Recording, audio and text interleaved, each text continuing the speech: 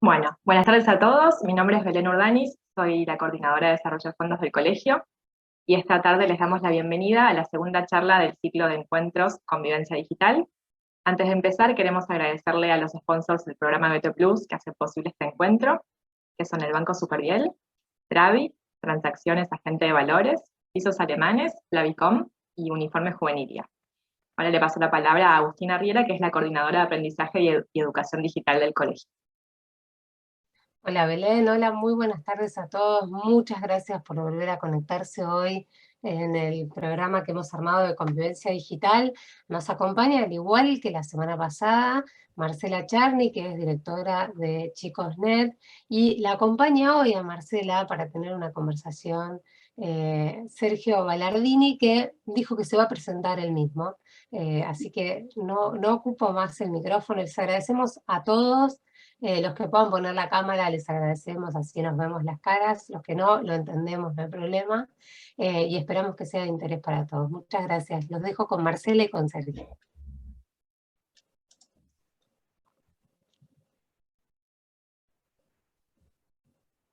¿Me presento yo?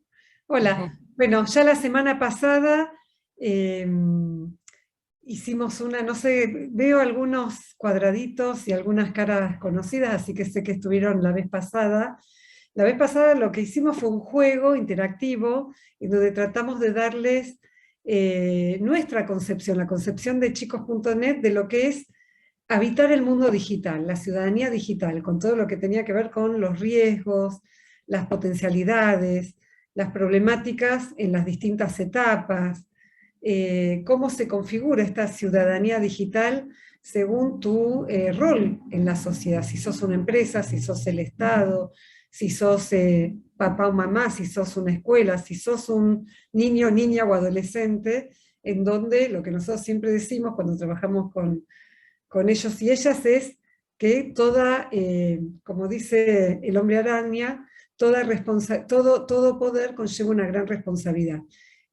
Todo poder conlleva una gran responsabilidad, traducido a qué hacen los chicos y chicas, qué hacen de vuelta las empresas que están en este momento, no tan cuestionadas por cómo pueden manipular o no los datos que nosotros les entregamos, qué hacemos como padres y madres, como responsables de la crianza. En ese mundo digital es donde conviven todas las instancias y es donde tenemos que evaluar, bueno, qué es lo que está pasando y cómo podemos salir adelante y cómo podemos negociar, según quién somos y quién está enfrente nuestro accionar adentro del mundo digital. Entonces, el martes pasado hicimos un marco general. Hoy con Sergio, bueno, él se va a presentar, pero él es especialista en todo lo que tiene que ver con adolescencia, juventud y tecnologías. Viene trabajando desde hace mucho, está invitado a los webinars y a los eventos de ChicosNet, yo creo que desde hace 15 años por lo menos. Entonces fuimos siguiendo el derrotero de cada uno, nos vamos encontrando para cuestionar, discutir y entender lo que se va modificando. Entonces hoy, a diferencia de la vez pasada, que fue una propuesta lúdica, hoy es una propuesta más de entrevista, en donde yo voy a preguntarle a Sergio, también voy a intervenir, lo vamos a dejar hablar a Sergio a partir de mis preguntas, y después al final hacemos 10 o 15 minutos en donde ustedes van a poder también comentar, opinar y preguntarle. Igual vayan desde ahora, desde que nos empiezan a escuchar, vayan enviando por el chat sus sugerencias, sus opiniones y sus preguntas. Así que bueno, bienvenido Sergio y presentate vos. ¿Cómo? Bueno, entonces antes que nada, buenas tardes a todos y a todas, y mi agradecimiento a Agustina, a Belén y a Marcela por la invitación. Eso como para comenzar. Es verdad lo que dice Marcela. Hace por lo menos 15 años que nos cruzamos en distintos ámbitos. Y si me pongo a hacer números, me tocó crear el área del proyecto de juventud de la Flaxo en el año 95. Y si eso está bien, hace 26 años de eso. Pero antes de eso ya estaba trabajando en algunas cuestiones de juventud desde el 89. Así que comencé de joven y sigo como juvenólogo. que es un momento diferente de la vida en todo caso. Y en este momento donde estudio más los temas de juventud es en el Seminario de Culturas Juveniles que tengo a cargo en la Universidad Nacional de Burlingame. Pero también tengo contactos con diversas organizaciones de jóvenes, ambientales, políticas, sindicales y sociales en general. Y si hay algo que me gusta siempre señalar, que he aprendido mucho escuchando a las y los jóvenes en distintos momentos e iniciativas. Y cuando alguna duda grande se me presentó, traté de escuchar qué decían y sus voces me ayudaron mucho para poder encuadrar mejor alguna respuesta, alguna solución. Pero bueno, ya vamos a hablar en todo caso de qué significa hoy juventud o adolescencia, participación y qué posición tener las y los adultos. Me imagino que estas cosas van a ir saliendo. Y como dijo Marcela, aunque tanto ella como yo charlemos o me formule algunas preguntas y yo trate de responderlas, creo que el momento más interesante siempre es cuando ustedes pueden formular sus comentarios, dudas, inquietudes, porque es cuando se sitúa mejor cualquier clase de entrevista, seminario, comentario, cuando estamos pudiendo bajar al foco y a la territorialidad específica del lugar en que estamos. Así que bueno, de nuevo gracias, y bueno, Marcela, como vos quieras, si querés largamos una pregunta o como... ¿No? Sí, la primera pregunta, que es amplia y es potente, es cómo vos viste el cambio a lo largo de estos últimos años de la subjetividad, del interior, de lo que les pasa a los chicos y chicas en la cabeza en relación a lo que es el ecosistema digital. O sea, cómo hace 10 años, cómo era un adolescente en relación a su dispositivo y cómo es ahora. Y en realidad, más que nada, cómo es ahora, qué herramientas vos le podés brindar a estos papás y mamás para que puedan volver a la casa y entender un poco más qué les pasa a los chicos. Bueno, a ver, como siempre que charlamos, Marcela, tenemos que decir que cuando nosotros generalizamos, cometemos una pequeña falta, ¿no? Porque, y el informe de Chicosnet, que yo lo menciono siempre del año pasado, sobre juventudes en pandemia, me parece que es muy explícito en relación a esto. Tenés tantas y tan diferentes situaciones y condiciones en las cuales nuestras infancias y adolescencias atraviesan sus vidas, son biografías tan distintas, tan condicionadas por distinto tipo de dimensiones, que hace muy difícil poder establecer una línea general que uno diga, bueno, esto definitivamente al conjunto no pensamos en los conjuntos, pero sí podemos igual decir algunas cosas en términos de tendencias, no en términos de una generalización que impacte sobre todos y cada uno de un modo equivalente, sino tendencias, no pensar en algunas tendencias. Bueno, y en ese punto yo quiero decir que estamos frente a una generación muy particular. Quienes hoy tienen, pongamos, entre 12 y 18, que son los últimos centennials, digamos, ¿sí? Son los últimos centennials, la última generación de los centennials. ¿Qué tiene de particular esta generación? Y siempre recordando lo que acabo de decir, que las condiciones de unos y otros son muy distintas y que entonces no se tiene que pensar de una manera que a todos impacte por igual. Tenemos ese problema, que en general los medios permanentemente nos hablan de un conjunto ilusorio o imaginario. Entonces nos dicen, los jóvenes tal cosa, nos dicen, los millennials tal otra, nos hablan de esa manera. Uno puede entender que los medios hagan ese juego, pero nosotros tenemos que saber que hay una pluralidad y diversidad que no capturamos bien cuando hacemos esas generalidades, ¿sí?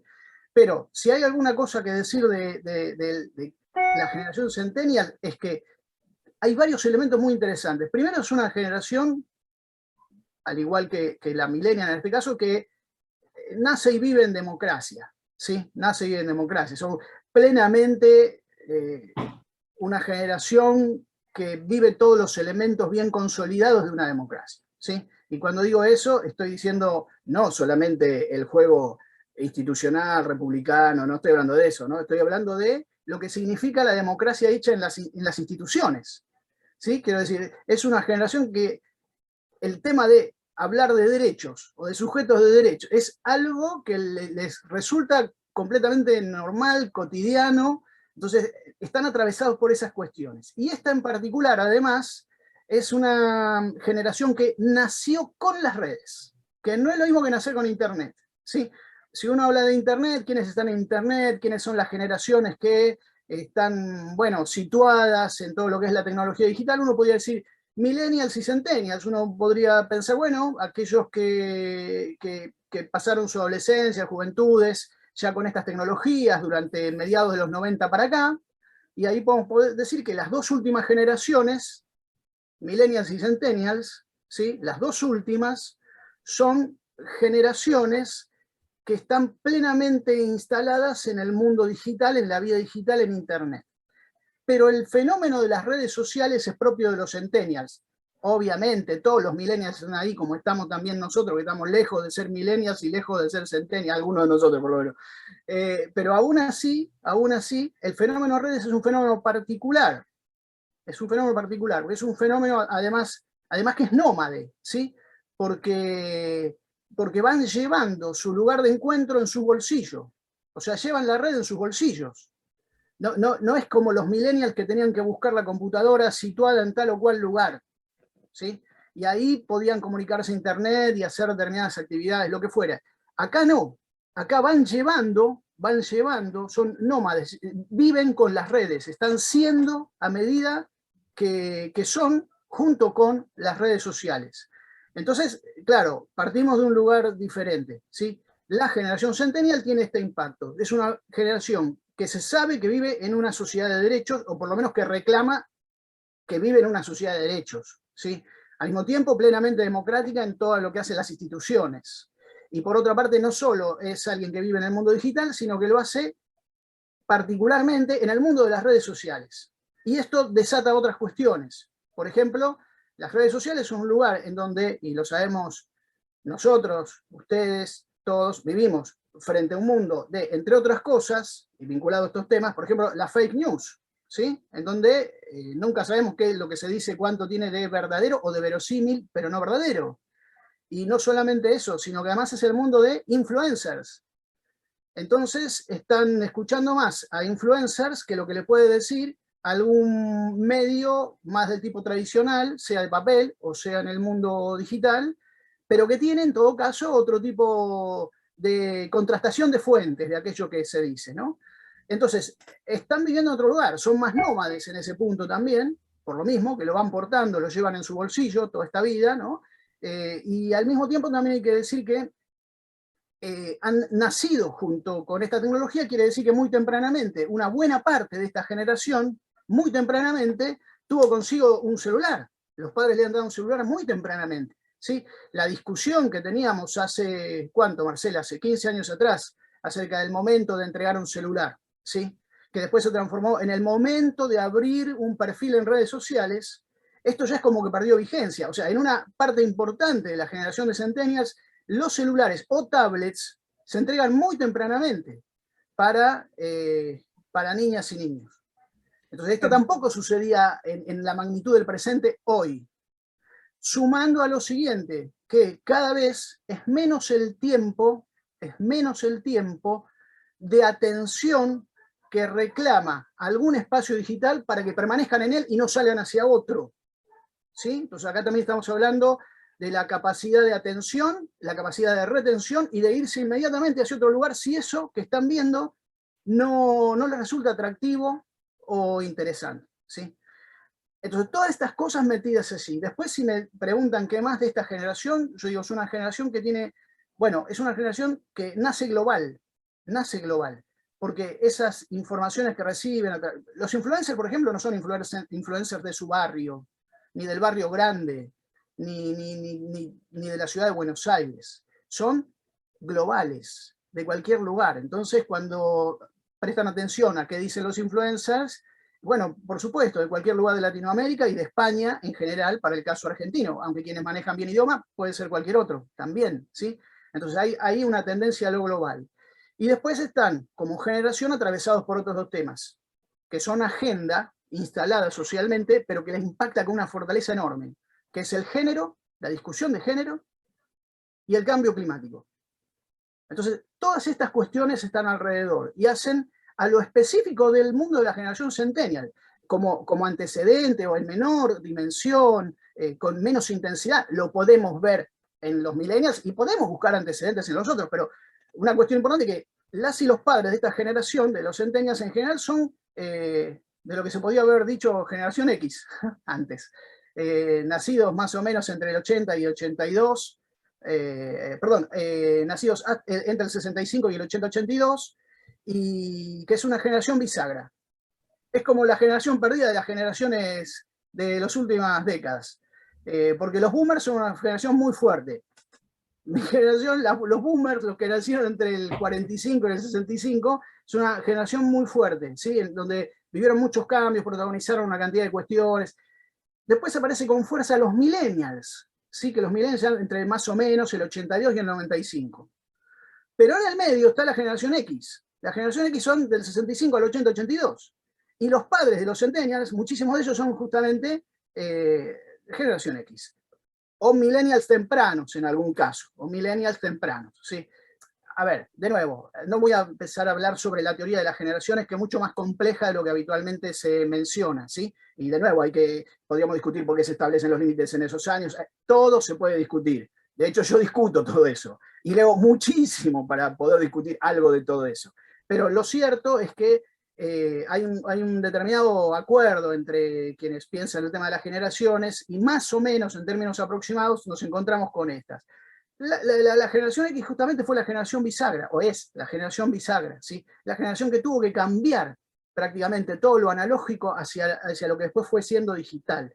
Entonces, tiene por una parte una atención hacia lo digital, pero por otra parte, bueno, sus temporalidades y espacialidades en sus cabezas es una mezcla en donde muchas veces pervive más algo parecido a lo de los boomers de tipo analógico que a las velocidades y aceleraciones de los tiempos más de la tecnología de Internet.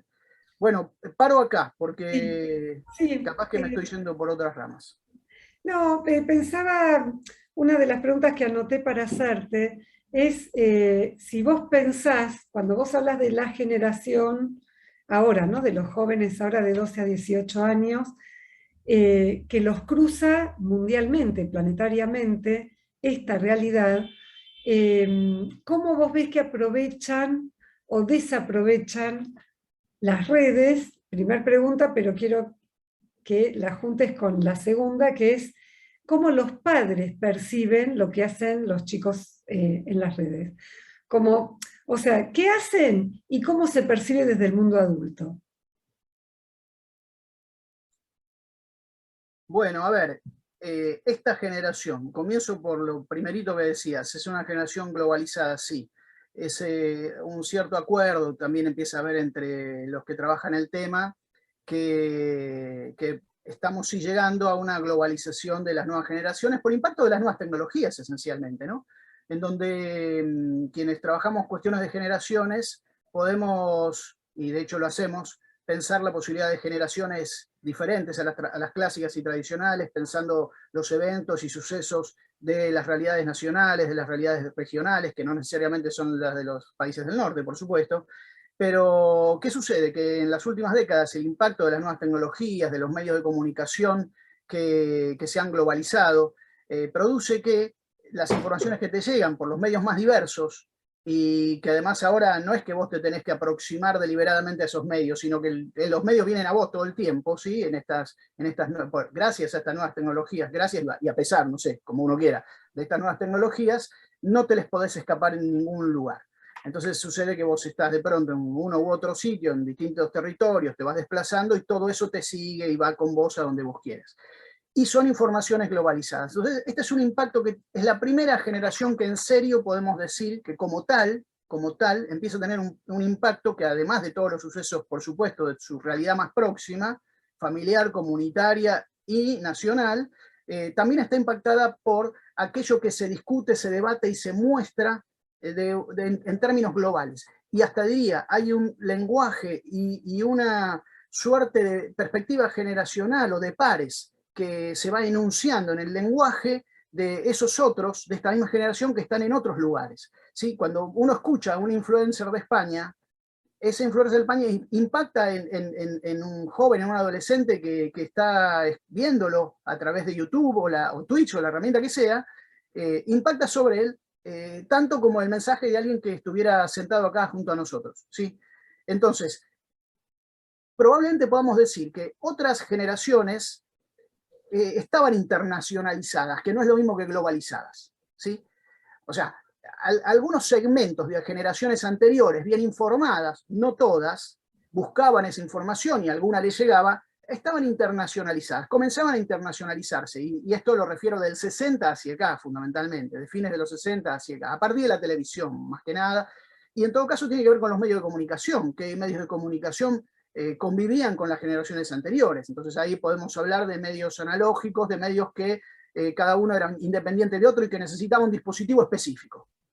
Entonces el televisor era un televisor fijo de baquelita o lo que fuera que estaba en la sala o donde sea, entonces tenías el televisor en otro lugar, una radio en otro sitio, si querías ver cine en otro lugar y una revista tenías que ir a buscar a otro sitio. Entonces no había convergencia digital, como se dice ahora, no había un soporte que contuviera todo, sino que eran muchos soportes diferentes, y entonces las informaciones llegaban por distintos lugares, según qué jóvenes fueran y qué posibilidades les llegaban a unos más que otros. Pero ahí encontrabas elementos de internacionalización, pero casi como las secciones internacionales de un diario. ¿Sí? En cambio, ahora tenés un fenómeno distinto, que hay una globalización en el impacto que tiene que ver con los temas de la agenda, lo que se demanda, lo que se plantea, cómo se reflexiona, cómo se piensa inclusive. ¿Sí? Las temporalidades y espacialidades que constituyen las subjetividades propias de cada época. En este caso, esto tiene un carácter más global.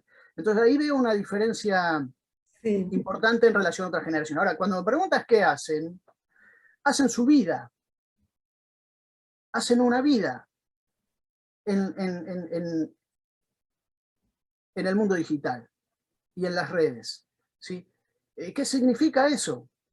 Significa que la inmensa mayoría de cosas que mi generación cuando joven las hacía en el mundo analógico, físico de la calle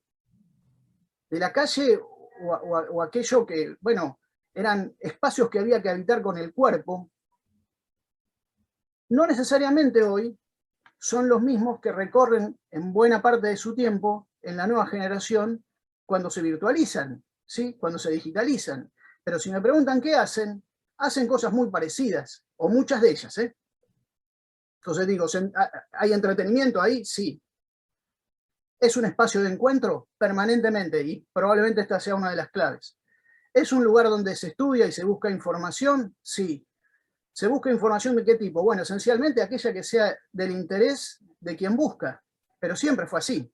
Siempre fue así. En otra época había jóvenes que salían y compraban revistas que hablaban de electrónica, y otros buscaban revistas que hablaran de deportes, y otros buscaban revistas que hablaran de, y así sucesivamente, ¿sí? En función de los intereses particulares. Hoy sucede algo muy parecido, solo que converge en un mismo lugar y en un mismo espacio, y eso facilita mucho. No hay que salir, no hay que ir a otros lugares. Entonces, es un lugar de encuentro, es un lugar de entretenimiento, es un lugar donde se informan, es un lugar donde aprenden, es un lugar intelectualmente donde encuentran muchísimo elemento muy rico, como nunca antes, ¿sí? Entonces, todo esto sucede allí, antes sucedía en el mundo analógico físico, y cuando digo esto entonces, no quiero decir que uno subordina al otro, no quiero decir que la virtualidad desplaza a aquello físico en el sentido de quitarlo del juego. No lo quita del juego, le reduce tiempo y espacio en todo caso. Por lo cual, si alguien me preguntara a mí, yo diría, para aquello que sea tiempo del cuerpo en el espacio físico o presencialidad física, hay que buscar y hacer un esfuerzo para que eso sea un tiempo con actividades de la mayor calidad posible, ¿sí? Pero eso ya comienza a ser un desafío, tanto de cómo es tu vida en la virtualidad o en los mundos virtuales o en las redes, a cómo es tu vida, la parte de tu vida que desarrollás en el tiempo que llevas en el mundo físico, en el mundo más del orden fáctico, en el mundo analógico, ¿sí? Entonces Sí. tiene que ser muy atractivo también, muy interesante, y además, bueno, los adultos tenemos algunas responsabilidades en relación a eso, pero si quieren de eso puedo conversar un poco luego. Claro, porque mi pregunta en relación a lo que hablas, y justo diste pie al final, es ¿por qué entonces los adultos tenemos la sensación de que los chicos pierden el tiempo en las redes sociales? O sea, o que llegamos a casa con todos los padres que nos comentan, llegan a casa, el chico, el celular no lo pueden sacar. Eh, ¿Qué hacemos con eso, no? O sea, ¿por qué hay tanta diferencia entre lo que vos estás contando y lo que, no sé, los papás y mamás que están acá que perciben? Pero yo te diría, mirá, no, en general se percibe que es diferente a lo que vos estás planteando. Bueno, la primera cuestión es que no voy a hablar de casos marginales, que siempre los hay. No voy a hablar del caso de los chinos que encierran a los jóvenes durante meses en un regimiento y le quitan los celulares y después los sueltan, a ver qué pasa con eso. Ni voy a hablar de otros casos que representen ese tipo de situaciones, ¿no? Los chinos ahora han autorizado 1 hora por semana de uso de celular, no sé para qué cosa, ¿sí? Entonces, claro, con esto quiero decir, preocupación hay en todos lugares del mundo, porque los ejemplos que le estoy dando es de China, que lo resuelven a su modo. Los coreanos también resuelven parecido y hablan de adicción a Internet y ese tipo de cosas. Por una cuestión de orden cultural, me imagino, nosotros no propondríamos ese tipo de salidas, pero sí sirve para decir que preocupaciones hay en todos lados. Pero que si uno habla de una realidad media, sin irse a un extremo, así como uno en general siempre sostiene que medicalizar a los adolescentes y las adolescentes porque, bueno, no prestan demasiada atención es un profundo error y es un atajo con consecuencias probablemente negativas, pero alguien puede decir, ¿hay algún caso que lo requiere? Y yo seguramente le diría, claro que sí, pero que en general no, y tiene que ver con un cierto entrenamiento sociocultural cognitivo, ¿sí? El tema de la atención, algo parecido, debería decir, en relación a los usos de los dispositivos digitales. ¿Hay casos extremos? Sí los hay. En general hablamos de eso y es un problema si uno se pone a hablar desde ese lugar, ¿no? Si uno, qué sé yo, si uno define el fútbol desde las barra bravas, y es un problema. Claro, existen y hay que tomar decisiones en relación a las barras bravas, pero no puedes definir el fútbol desde ahí.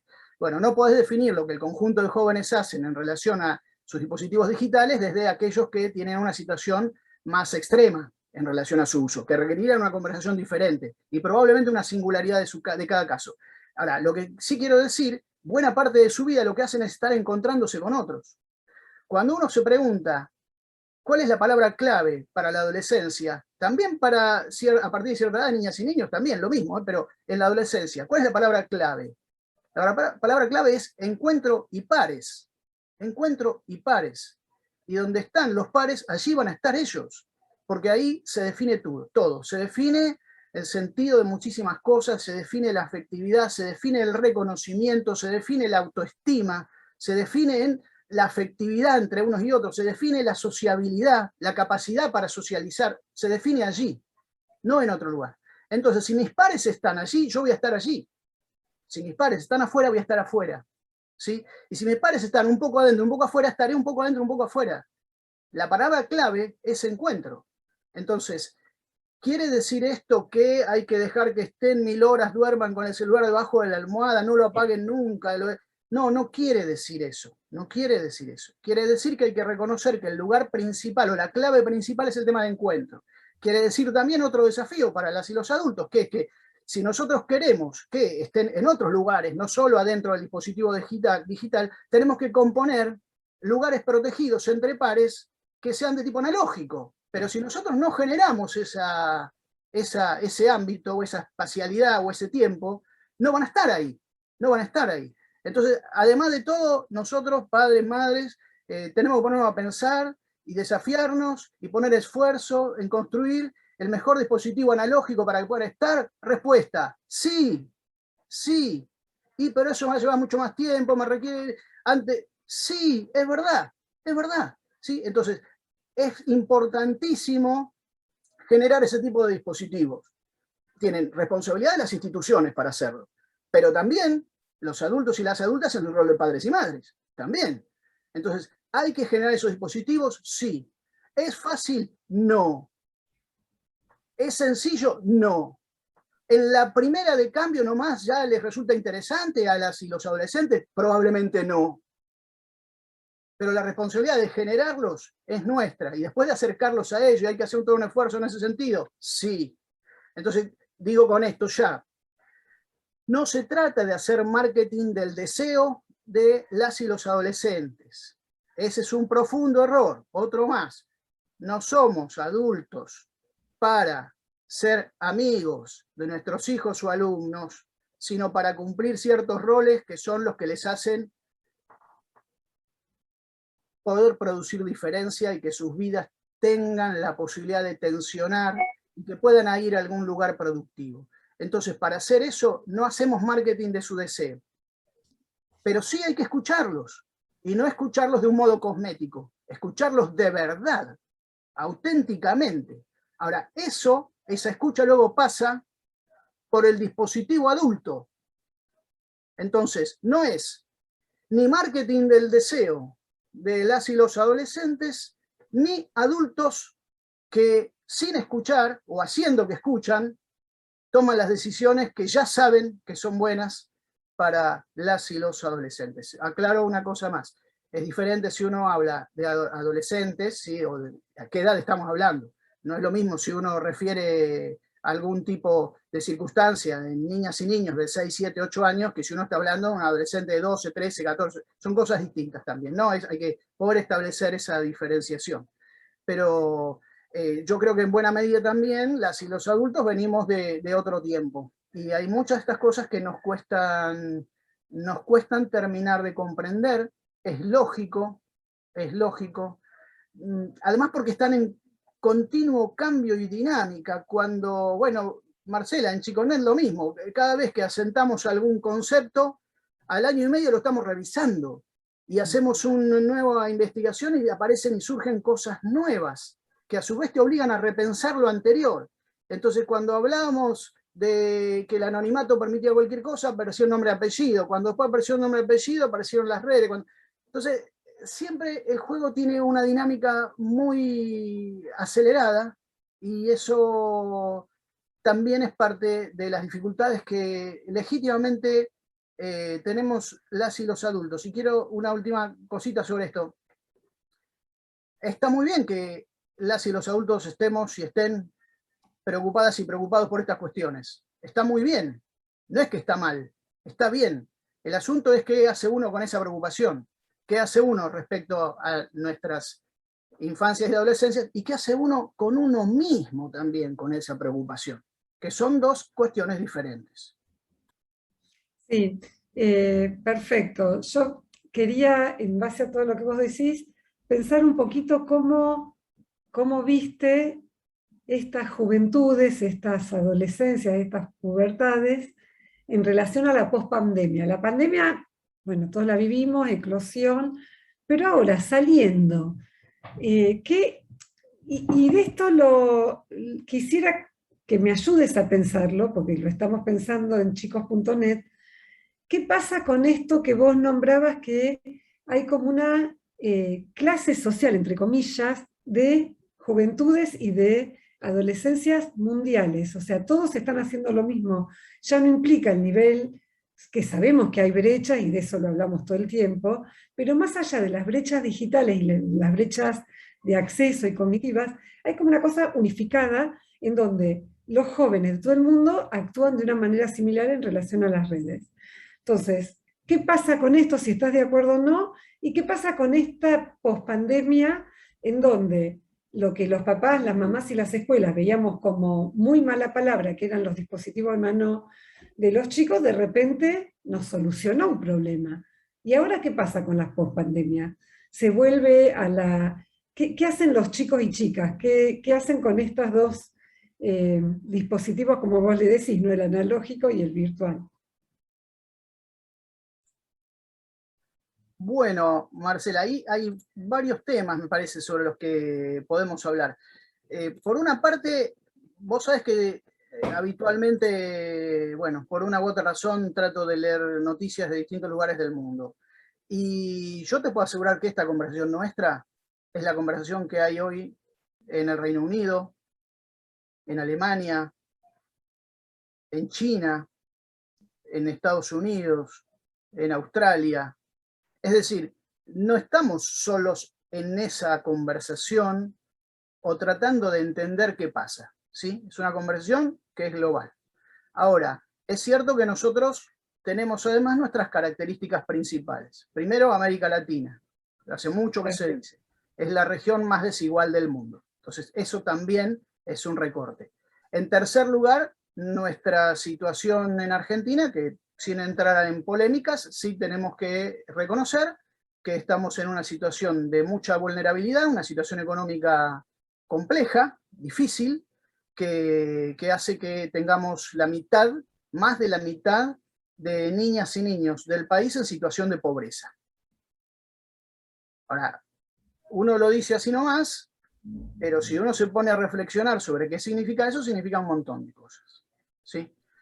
Ahora bien, está también en un 40%, un poquito más del 40% de niñas y jóvenes que no están en situación de pobreza. Eso tampoco significa que esté todo bien para estas niñas y niños.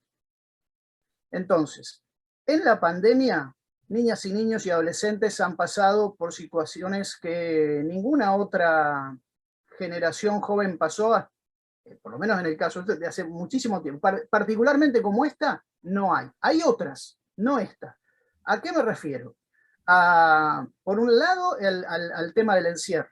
Hoy leía una noticia del newsletter del MIT, del Massachusetts Institute of Technology, y ahí daban el número de clases perdidas, de encierro, de desconexión en todo el mundo, y también leí un artículo hace poquito del Pew Research Center, que es el centro probablemente de investigación y estudios más importante de los Estados Unidos, y ahí contaban todos los problemas que han tenido respecto a las dificultades para la conexión, el tipo de dispositivos, cuántos estudiantes se habían perdido. O sea, las cuestiones son más o menos las mismas, por eso también rebotan en todos, ¿sí? Aparecen en todos lados. Luego hay quien tiene más recursos, está mejor preparado o estaba mejor preparado para una circunstancia de este tipo, aunque nadie estaba preparado para las circunstancias. Entonces uno encuentra todas esas... ¿Y qué ven las adolescentes y los adolescentes frente a todo esto? Bueno, en primer lugar, yo diría, sienten que estuvieran en un año en donde no se les prestó demasiada atención, en muchísimos casos, ¿sí? Cuando se dice prestar atención quiere decir darles la palabra, no quiere decir simplemente estar juntos en una habitación, en una casa, sino darles la palabra, escucharlos en profundidad. Entonces, esa es una cuestión que te están reclamando hoy. Hay adolescentes que hoy encaran a sus madres o padres y les dicen cosas como, vos no tuviste idea de lo que me pasó todo el año, ¿no? Y quienes tenían posibilidades, encerrados en sus habitaciones. Quienes no tenían esas posibilidades, en situaciones muy complejas, viviendo varias personas en una habitación en su hogar, entonces tenían que salir de ello porque era imposible estar así, y por lo tanto había espacio de encuentro por fuera, pero no había otra opción. Y también se cuidaban. Entonces, otra cuestión que sucedió, que ven, es que de pronto las y los adultos empezaron a señalarlos con el dedo de que eran ellos los responsables de que el contagio o los contagios se prolongaran. Entonces vos tenés muchas de estas cosas. Falta de escucha auténtica, echarles la culpa, en muchos casos, de la infección, cuando uno veía irresponsabilidades en parte de todos, ¿no? De adultos y también de jóvenes, por supuesto. Pero los jóvenes vieron también ese tipo de situación. Y claro, vieron también a sus padres y profesores absolutamente vulnerables. Absolutamente vulnerables. Y en muchísimos casos confundidos, sin saber qué hacer. Y también vieron tensiones en sus hogares que sabían que existían, pero pudieron verlas con otro contraste, quizás con otra intensidad. Entonces vienen de un año muy difícil. Todos venimos de un año muy difícil, sí. Pero las y los adolescentes, en un momento en donde están construyendo su identidad, especialmente. Si alguien me pregunta qué hacer con eso en alguna institución, mi sugerencia es que hablen, que se expresen. ¿Cómo?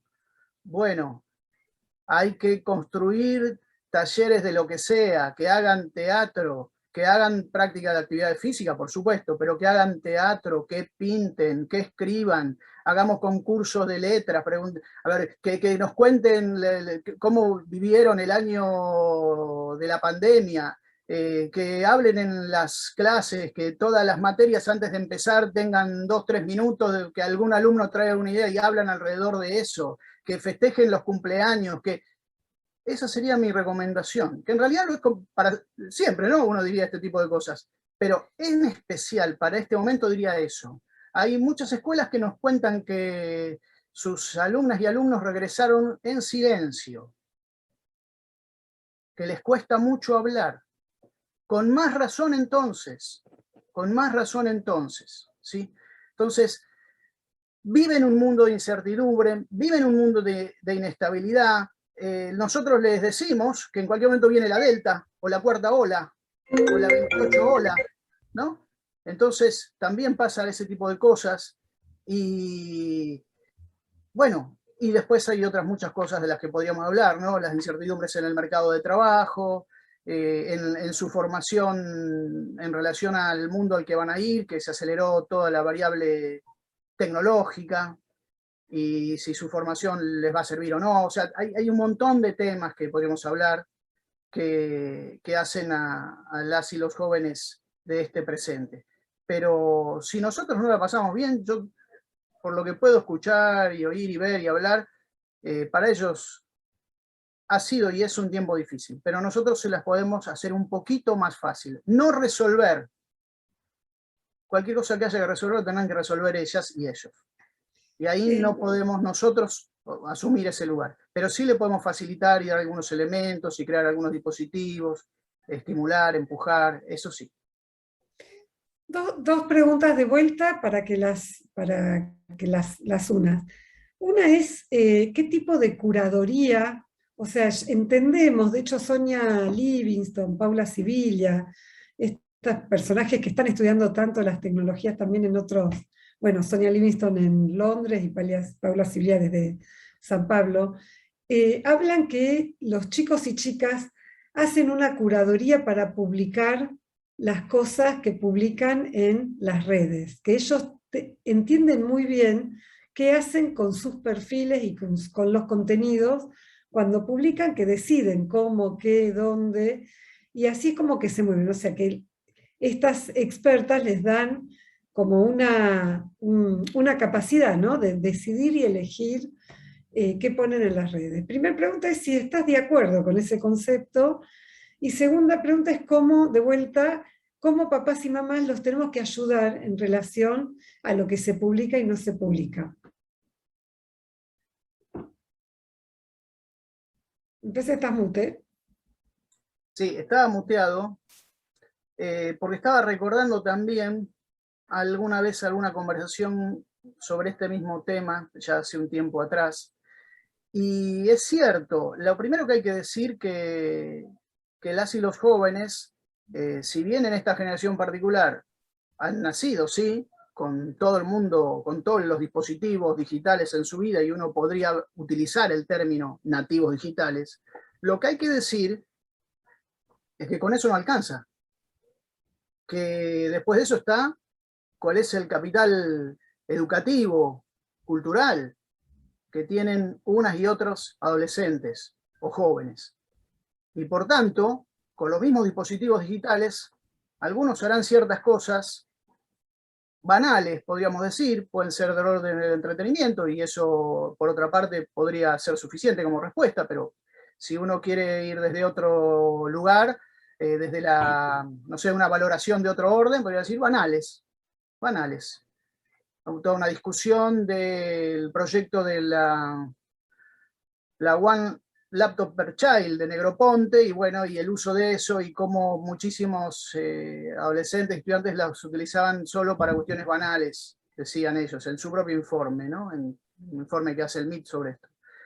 Y por otra parte hay otros que no, que hay como una suerte de economía creativa detrás del trabajo que van realizando y de los saberes que van produciendo y que van intercambiando alrededor de cómo estar en las redes y cómo producir al interior de las redes.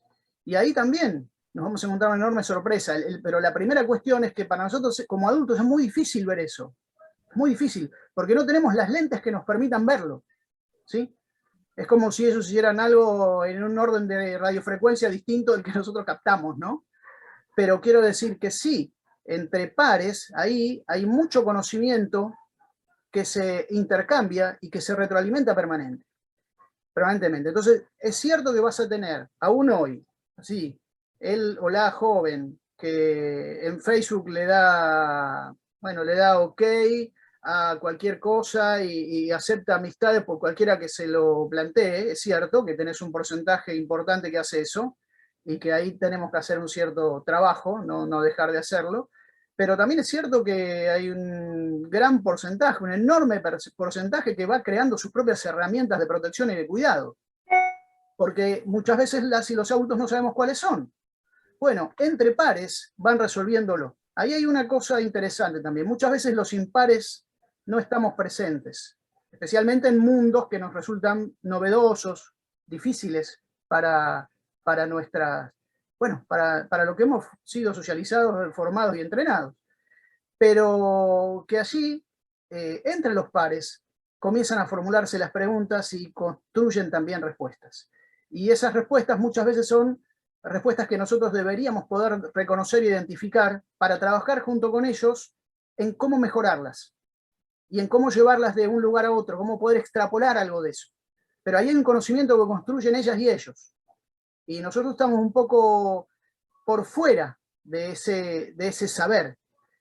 Por lo tanto, sí, también es cierto, aparece, de momento nos damos cuenta, cuando nos cuentan de esas cosas y nos sorprendemos las cosas que nos dicen, bueno, ahí también tenemos una labor que es un desafío de construir esa conversación en donde nosotros necesitamos saber cómo lo están haciendo y aprovechar incluso de sus saberes para poder, bueno, algo de eso utilizarlo en otro tipo de dispositivos o de vínculos o de relaciones. No sé si te respondí del todo, Marcela. No, sí, me parece que sí. Yo querría como una preguntita más y después abrir, si tienen comentarios, las personas que están escuchando, pero querría hacer una última pregunta se habla mucho o sea, estamos como, de algún modo todo lo que hablamos hasta ahora, son las potencialidades, ¿no?, de las redes en relación a lo que es la juventud y cómo se las apropió. El tema de violencias, de inteligencia artificial, aprovechando todo lo que los chicos publican, el tema de las fake news, problemas de género, en donde, bueno, las chicas que por ahí hacen sexting o publican ciertas imágenes después son viralizadas por varones. Todo esto, ¿cómo lo ves? ¿Qué recomendaciones vos darías a estas problemáticas a papás y mamás? Bueno, la primera cuestión, tienen que hablar con Marcela Axarmi. Hay un montón de eso con Chicos Net y hacen unos talleres buenísimos. Eso primero. Segunda cuestión, Gustavo Saín, que según me dicen va a estar en el próximo encuentro. Gustavo, que está en la Dirección Nacional de Seguridad Informática. Sí, sí. Gustavo también les va a poder hablar muchísimo de este punto en particular, porque trabajan en el Estado en estos temas, ¿sí? Ahora, si me preguntan a mí, les diría lo siguiente: estas cuestiones siempre existieron.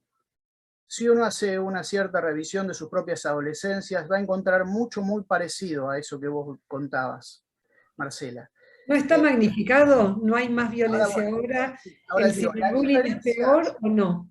La diferencia está en que ahora no termina cuando termina, y que no solo sucede en el lugar que sucede. ¿sí? Entonces, la viralización y el hecho de que en Internet puede permanecer por siempre, o cómo se replica en uno y otro lugar, hace que aquello que antes también sucedía, pero tenía un carácter espaciotemporal específico, un foco, y que luego se lo llevaba al viento. Bueno, no, dejaba marcas, quiero decir, ¿no? Pero cuando terminaba, tenía un principio y un fin. Comenzaba acá y terminaba en este otro momento y en este lugar específico, entre los 5 que estamos acá. Y el daño se producía acá, entre estos 5 y en este lugar. Y durante este tiempo. Ahora no. Esa es la diferencia. Es decir, estas cosas desde un cierto punto de vista sucedían antes, pero la magnitud y proporción y escalamiento que pueden tener hoy son profundamente diferentes. Profundamente diferentes. Entonces, tiene algo que es una continuidad de lo anterior, pero tiene algo que es muy disruptivo en relación al ayer, que es esta proyección en tiempo y en espacio. ¿Y cuál sería el rol de los padres y de las escuelas? Bueno, Con casos concretos por ahí de ciberbullying o de esto, de viralización de imágenes de chicas a partir de algún envío. sí. Bueno, primera cuestión, no es lo mismo si tienen, como decíamos antes, también lo hablábamos con Agustina, no es lo mismo si tienen 8 años que si tienen 15 años. Sí. Los dispositivos son diferentes y lo que hay que hacer en uno y otro caso también. Si, yéndome a una posición así ideal, diría, la primera cosa que hay que hacer desde muy temprano, es dialogar, hablar, conversar, escuchar a nuestras niñas y niños, desde muy tempranamente. A veces a mí me ha tocado estar con algún padre, un adolescente, y me dice, yo quiero hablar ahora, y él no me cuenta nada, no me dice nada. Y si vos le preguntás y le decís, ¿y cuándo comenzaste a hacer eso, no? Sentarte, a hablar. Bueno, la semana pasada lo junté y no me dijo nada. ¿Y antes lo hiciste? Y no. Ajá, o sea que durante 15 años no lo hiciste. Y de pronto, a vos te parece que lo vas a sentar, le vas a decir que hable y él va a hablar. Como si fuera un documento administrativo o una máquina. Le doy enter y ahora sigue su proceso. Los dispositivos de diálogo y de conversación con adolescentes tienen el mayor éxito posible cuando eso comenzó a suceder muy tempranamente.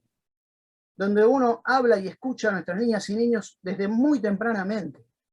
Entonces, no digo que no va a pasar nada, van a meter la pata, sí, van a meter la pata y profundamente y se van a equivocar, pero van a saber que lo pueden hablar.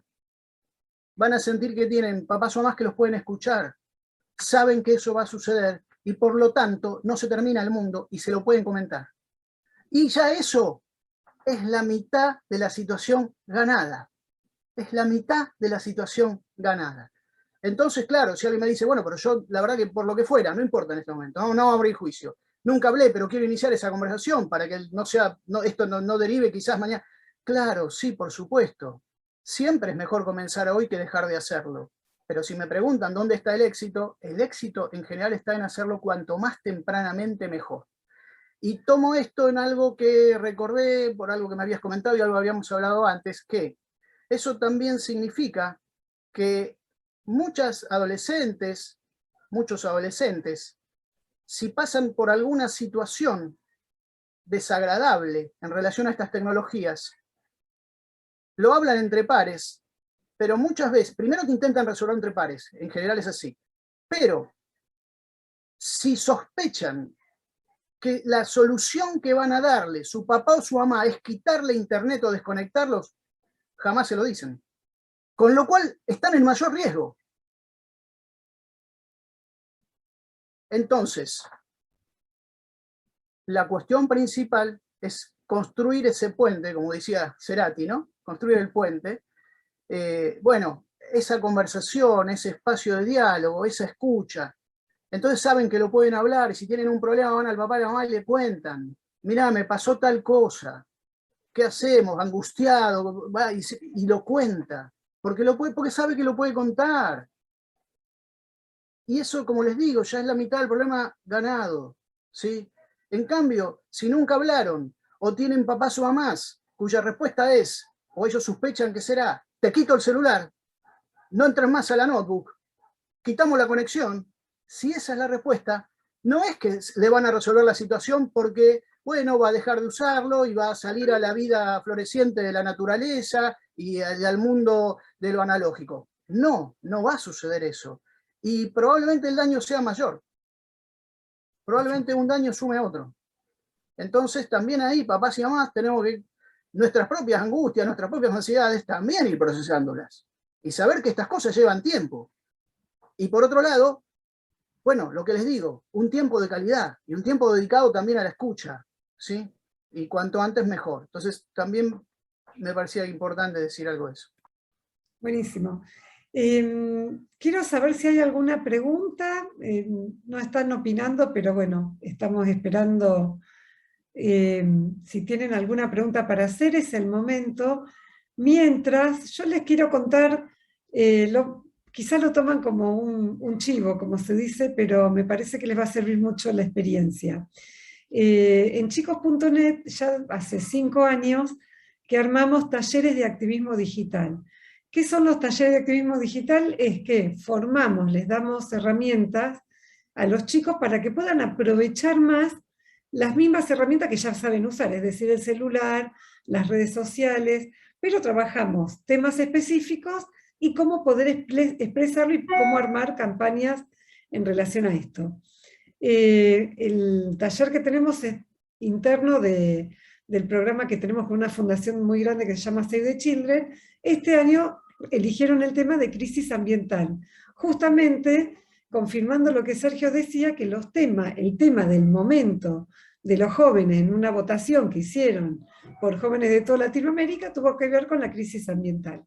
Como venía la cumbre mundial de las partes, la COP, que está en este momento en Escocia, en Glasgow, armamos una campaña que se llama, que la hicieron todos los chicos.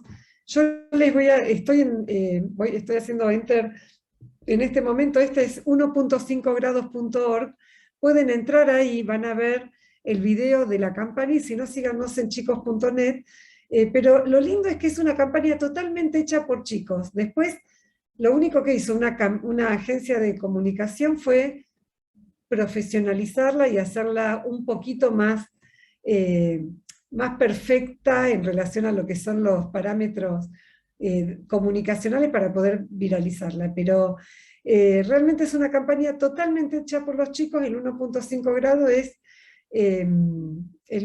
voy a andar leyendo que hay una pregunta para vos, Sergio. El 1.5 grado es la temperatura máxima a la que tiene que llegar el planeta antes de que explote todo por los aires, y entonces ellos se comprometieron por esto, y están en este momento los 70 jóvenes que participaron viralizando esta campaña. Me pareció lindo contárselos, y bueno, bienvenidos a que la vean y a que piensen alternativas así, ¿no? En las familias, en las escuelas, en los cursos, pensar cómo aprovechar Internet para incidir en el mundo analógico. Nosotros nos separamos, y eso creo que ya lo hablamos la vez pasada, el mundo virtual y mundo real, porque creemos que el mundo digital es parte del mundo real. Pero bueno, a veces es difícil y decimos el mundo real y el mundo virtual. Acá hay una pregunta, Sergio, de Bernardo: ¿a qué edad recomienda darles el celular por primera vez? O preguntando al revés, ¿hasta cuándo conviene dilatarlo? Yo te dejo que vos digas y después yo tengo una respuesta que quizá coincidimos y quizá no. Pero primero el invitado. Me hace una trampa. Bueno, no, mira, en realidad no es que tenés una edad para hacerlo, ¿sí? Ahí hay que medir, yo diría, los contratos familiares, los acuerdos intrafamiliares, cuál es la vida que lleva esa niña o niño, qué tipo de escuela va, sus pares, si usan o no celular y para qué, si tiene sentido. Ahí hay que hacerse un montón de preguntas. Y no está mal que estas preguntas también sean conversadas con quien sea, niña o niño, para que cuando venga, si viene la negativa, comprenda que ahí hubo una conversación, hubo una reflexión, hubieron argumentos, no es porque sí o porque no, no es porque soy tu papá o tu mamá y yo decido, sino que además hay argumento, ¿sí? Entonces, padres o madres que tienen una función diferente que la de hijas e hijos, son roles distintos en la vida, sería otra conversación, ¿no? Los roles de las y los adultos, y no ponerse a la par, todos somos sujetos de derechos, está bien, y en las instituciones lo mismo, ¿sí? Todos somos sujetos de derechos, todos debemos exigir que se nos escuche, y un montón de con los derechos de los trabajadores, los derechos de todos tenemos derecho. En eso sí, en tener derechos, nos horizontalizamos con niñas, niños y adolescentes que también tienen derechos.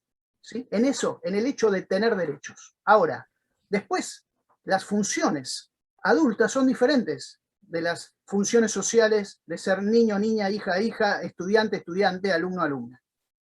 Y ahí no nos tenemos que igualar. Es un profundo error de las y los adultos cuando se igualan en esa posición. Entonces, uno de los roles de adultos y adultas es el de protección. Protección, proyección, en fin. Ahí hay que... provisión, por ejemplo, ¿sí? Hay varias funciones que uno no puede, no debería conceder, y son dimensiones que si no las llevamos adelante nosotros, nadie las va a llevar adelante. Por lo mismo, no hay que renunciar a ellas. Y eso nos pone en una situación diferente, claramente distinta, ¿sí?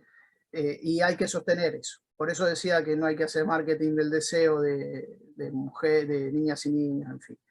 Me están tocando la puerta. ¿Me dan un segundo, por favor?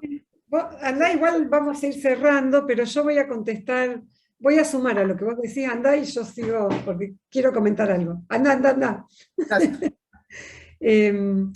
Yo creo, además de todo lo que dijo Sergio, que el momento para darle celular a chicos y chicas, más allá de consenso, de pensar de que cada familia tiene su idiosincrasia y no tiene por qué sucumbir a la idiosincrasia de las demás familias o de la mayoría, sino que puede tener una personalidad como familia y definir que no es lo mismo. Yo creo que hay un indicio que es cuando los chicos empiezan a ser más autónomos.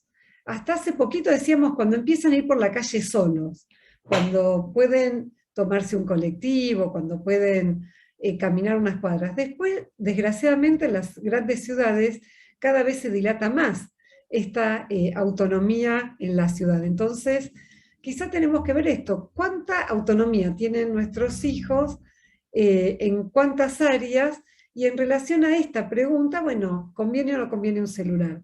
Y vuelvo yo a esta frase que a mí me encanta y la repito siempre, que es todo poder lleva una gran responsabilidad. Si nosotros pensamos que nuestros hijos e hijas entienden esta frase, además, yo le decía a Sergio que hasta hace un tiempo decíamos que quizá un paralelismo es cuando empiezan a viajar solos en salir de la casa, caminar, estar en la calle solos, pero que hoy en día lo que estamos viendo en Chicos Netes, que ya no se puede decir eso, porque en muchos barrios se dilata mucho la salida de los jóvenes y empiezan a hacer muchas cosas desde mucho antes, y tienen dispositivos escolares o computadoras o laptops desde la escuela. Entonces ya un celular no puede coincidir con, bueno, cuando vas a aprender a andar en colectivo, porque quizá hasta los 15 años esa familia no lo va a dejar salir. Entonces me parece que es cuando entendemos que los chicos y chicas son autónomos, tienen criterio de selección, pueden darse cuenta cuando algo está mal y cuando no, cuando pueden acatar esto, ¿no? Un consenso familiar, un contrato familiar en donde se puede definir qué cosas sí, qué cosas no, en donde se puede definir el acompañamiento de los padres junto con los chicos, que nunca sea control ni espiar a ver qué hacen con ese celular, sino acompañamiento, que quiere decir, bueno, al principio yo necesito estar en tus redes, al principio vamos a ver a la noche para qué lo usaste, este diálogo, ¿no? Pero me parece que tiene que ver con cuando nosotros percibimos como padres y madres lo que le está sucediendo a los chicos, más allá de lo que exige el medio ambiente, la sociedad, mis compañeros, mis amigas, todos tienen y yo no. Bueno, en esta familia quizás es diferente. O yo soy la única que tengo y soy la piola y los demás no. Me parece que cada familia tiene que pulir esto que decía antes, ¿no? Bueno, la idiosincrasia particular. Yo no sé, Sergio, si vos querés decir otra cosa, si no, a Un la... poquito sobre eso, que una cosa fundamental es el acuerdo familiar, por eso digo el contrato familiar, porque ahí lo que es fundamental es que el grupo familiar esté de acuerdo en eso. Si uno dice una cosa y el otro dice otra, hundidos. Entonces, eso es muy importante.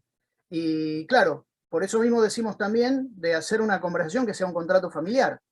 Pero no está mal, insisto, que a la conversación se incluya, no todas las veces, no siempre, pero esta podría ser una, a las niñas, los niños y adolescentes.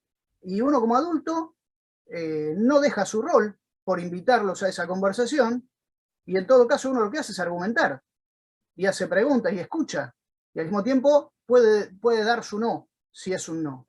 Y ese no va a ser mucho mejor recibido. Y no solo eso, sino que aunque haya berrinche o capricho en el caso del no, les estamos enseñando qué es una conversación, qué no es un no porque no o sí porque sí, y cómo se argumenta en esa conversación. Y eso es una cuestión que, más allá de esta cuestión específica que estamos conversando, es un beneficio para niñas, niños o adolescentes. Es que eso creo que también está. Y iba a decir algo más, pero se me escapó, así que capaz que vuelve antes que cerremos. Bueno, sí, yo vamos a cerrar.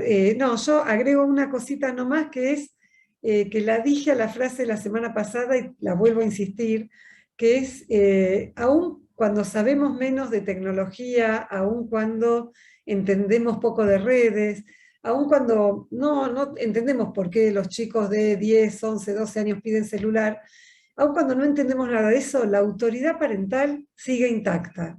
Entonces, todo lo que estamos diciendo tiene que ver con la autoridad parental. No es autoritarismo, no es decisiones unilaterales, no es la autoridad parental. En última instancia, si los chicos no entienden, y bueno, no entenderán, pero uno argumentó y uno tiene la autoridad parental intacta, aun cuando no somos ni millennials, ni ultra digitales, ni sabemos cómo ellos y ellas usan internamente los dispositivos. Pero observemos, acompañemos, preguntemos. Los diálogos, como siempre, es lo mejor que le puede pasar a la familia, a la escuela y a la sociedad toda, ¿no? Así que bueno, yo si no hay preguntas, me gustaría cerrar acá. Yo, Marcela, tenía algo me pareció muy interesante que decía Sergio respecto de que a veces a los adultos nos cuesta mucho ver que eso tan interesante sucede con los chicos cuando usan tecnologías digitales o se encuentran o juegan y demás. Y la frase que decía Sergio es, no tenemos los lentes que nos permiten verlo. Digamos, no podemos ver eso, encontrar. Mi pregunta es, ¿qué recomendación hay ahí para poder acompañar, aunque uno no vea, digamos, todo eso positivo? O sea, o cómo podemos hacer para ver algo de todo eso, para poder entender un poco más por qué quieren estar tanto tiempo conectados. Yo te voy a decir una cuestión, Agustina, que me parece que no debemos olvidar nunca, que es, si seguimos conversando con las niñas y los niños y adolescentes, esta cuestión de lo digital es un tema más, en una conversación mayor, más amplia. Entonces no queda sesgado, ni queda conspiranoico. ¿Quieres saber por qué? No, es una conversación más entre tantas. Y termina por ser algo normal. Uno habla de las amigas o de los amigos, cómo les fue en la escuela, cómo va el tema de las redes, qué están haciendo por ahí, y es todo parte de una misma cosa. Y no tiene por qué ser distinto en ese punto. Entonces creo que eso ayuda también, Y me parecen muy pertinentes los comentarios que antes realizó Marcela, y yo iría por esa causa. Es verdad, los adultos podemos ver la punta del iceberg de lo que hacen allí. Entonces, lo que tenemos que hacer es, en todo caso, darles herramientas, recursos, ¿no? Empoderar, dicen algunos, es una palabra muy nueva para nosotros, pero bueno, darles los recursos para que con su autonomía gradual puedan enfrentar situaciones en las cuales nosotros no vamos a estar presentes en la mayoría de los casos. Entonces, lo mejor que podemos hacer es darles recursos para que en esos momentos ellas y ellos tengan la posibilidad de responder del mejor modo. ¿sí? Porque allí no vamos a estar con ellos en todas las ocasiones y circunstancias. Entonces es muy importante que podamos ayudarlos en eso. No es lo mismo ayudar a construir una gradual autonomía, brindándole los recursos para que puedan hacerse cargo de ella, que la orfandad. A veces, cuando uno escucha a niñas y niños, escucha autonomía gradual y creciente. Otras veces, escucha orfandad. Ahí, de lo que habla, es de la posición de él o la adulto más próximo en relación a esta niña o este niño. Genial, Sergio. Hay un comentario muy lindo de la familia Kreutzmann, que es, bueno, muchas veces como mamá me preocupa el acceso tan amplio que tienen los niños y aún adolescentes a temas que tal vez cronológicamente o psíquicamente no están preparados. Mucho poder, pero tienen la responsabilidad. Tal vez se están acortando las infancias por la irrupción de tanta información.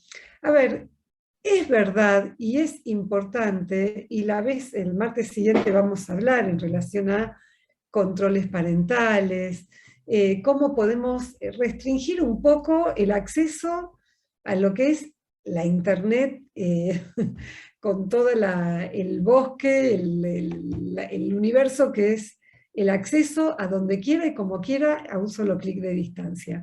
La realidad es que, aun cuando pongamos controles parentales, aun cuando tratemos de limitar con todas las posibilidades que tenemos, tanto en el dispositivo como, si aplicamos un filtro, ahora todos los programas de seguridad también traen filtros para menores y demás. Está bien que eso se ejecute, pero lo más importante, como decía otro experto en esto, es que el mejor filtro está entre las dos sienes, está dentro en el cerebro. Nosotros, si pensamos que vamos a poder limitar ese clic, es imposible. ¿Por qué? Porque como la vez pasada estábamos comentando, uno pone Shrek porque se quiere disfrazar o quiere disfrazar al hijo de Shrek, como me pasó a mí, y bueno, y la primera imagen de Shrek era pornográfica, y teníamos todos los filtros habidos y por haber. Entonces, siempre se puede escapar. Entonces, ¿qué es lo importante? Que ese chico sepa lo que tiene que hacer, que ese chico sepa que si se asusta o que ve eso, apaga y le pueda contar a la mamá o al papá, que ese chico esté acompañado.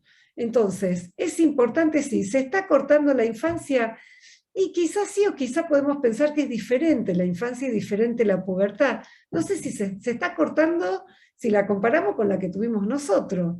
Quizás es otra infancia, y lo que sí uno tiene que hacer es exprimir a máximo esa etapa en la que están viviendo, eso sí. O sea, no tratar de que pasen a una posterior. Yo estoy de acuerdo, estoy tensionando ese comentario, ¿no? Porque sé que quizás desde los medios de comunicación se estimula todo el tiempo la erotización de las nenas, y cada vez más rápido como que entran en el mundo adulto, pero quizá podemos pensarlo con esto que decía de los lentes, veamos que es un lente diferente el que estamos mirando, y seguramente no le tengamos miedo a la infancia y a la adolescencia que están viviendo los chicos de hoy. Tengamos miedo si no podemos comunicarnos, tengamos miedo si no podemos acompañarlos en el proceso, pero yo no creo ni que sea más violenta, ni que sea peor que otras épocas, y si no, realmente no nos quedemos con la frase todo tiempo pasado fue mejor, y hagamos una introspección de nuestros compañeros, de cómo eran agredidos, del bulleado, de las profesoras que teníamos de punto y pobrecita. Sí, evidentemente quedaba en un lugar y no era 24 horas, 7 días a la semana. Eso es lo que tenemos que entender. Tiene distintas características, no están los chicos peor que antes, yo no lo creo. Perdón, Marcela, para ampliar lo que decís, y viendo además que hay muchas mujeres en este encuentro, la violencia de género, de la que durante generaciones se habló poco y nada. Entonces, hay un 50% de la población que vivía un tipo de violencia de la que no se podía hablar. Claro. Y eso, ya que cambie eso, es vivir en una época que quiere ser en algunos aspectos por lo menos mejor. Y esto no me parece una cuestión menor. El tema que recordé que quería traer justo tiene que ver con eso, por eso lo asocié. y es el tema que vos habías hablado del sexting y de las imágenes. Todos sabremos, probablemente, nos habremos informado hace una semana atrás, hace 10 días atrás, de una escuela en Misiones, en donde unas chicas hicieron una sentada pública, denunciando a sus compañeros porque las maltrataban, porque abusaban de ellas en distintos sentidos, porque les sacaban fotos y después las subían, en fin, todo ese tipo de cosas. Las chicas tuvieron que llegar a eso porque no encontraron caminos o instancias u opciones alternativas, y porque las y los adultos seguramente no actuaron como correspondía, en el sentido de hacerse cargo de sus responsabilidades. Y ahí en principio hubo gente de la institución que dijo no nos corresponde ese tema, si no sucede dentro de la institución, por ejemplo. ¿Sí? Entonces es una conversación muy interesante para tener. Luego derivó por otros cauces, parece que actualmente tiene un cauce institucional, digamos, más en función de lo que uno podría imaginar, que se tiene que responsabilizar una institución, pero además llegó a la justicia, lo que es lamentable. Esto podría haberse tomado mucho antes. Y no sucedió.